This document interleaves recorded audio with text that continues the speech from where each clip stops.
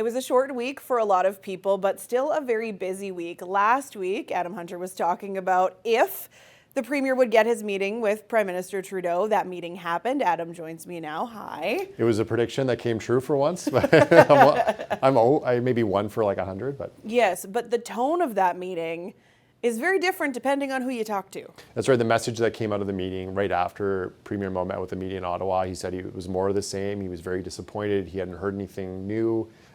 Very quickly, his government started putting out the messages on social media, getting his message out there.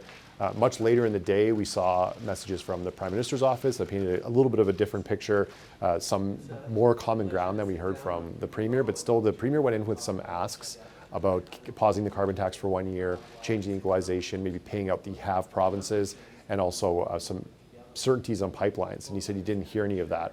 And maybe he wasn't going to get that anyway because Prime Minister Trudeau doesn't have his cabinet in place. We don't have the government reconvening until December. So maybe some of that stuff wasn't able to happen without that meeting even happening. So we'll have to wait and see how that plays out over the next few weeks. I was going to say, looking at it politically, it doesn't look like it changed much. It didn't change much, that's for sure. Also this week, the provincial government released its growth plan. They released a similar growth plan in 2012. Looks like it's kind of the same songbook. It's very similar, and it's the government does this from time to time. As you mentioned, in 2012, they had a population growth goal. It was to 1.2 million. We're a little short of that now in 2020, but not that far short of that. They're hoping to grow the population by basically the size of Regina in the next 10 years and 100,000 more jobs, which is a pretty lofty goal, but the government says, we want to set lofty goals. The other thing in the growth plan that kind of overshadowed some of it yesterday was Premier Moe's announcement that he'd hired Stephen Harper and Harper's consulting firm to work on international trade, specifically Asian trade, to try and expand the exports from the province to countries like India, Japan, and that starts tomorrow as former Prime Minister Harper will be taking a trip with Minister of Trade and Export for Saskatchewan, Jeremy Harrison, to India over the next week. They'll be having meetings.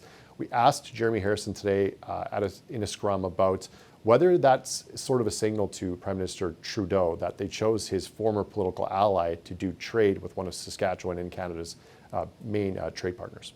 The objective wasn't a political one in this, but look, I know whether I would rather have with us on this mission to India the former or current Prime Minister accompanying us and who will make a better impact for our province. So as I mentioned, that's a week-long trade trip to India. This province also announcing establishment of 3 more international offices joining Shanghai. There'll be international trade offices in India, Japan, and Singapore over the next year. The cost for the setup and the operations for 1 year will be $4.2 million. And going forward into next week, what are some of the storylines that you're watching?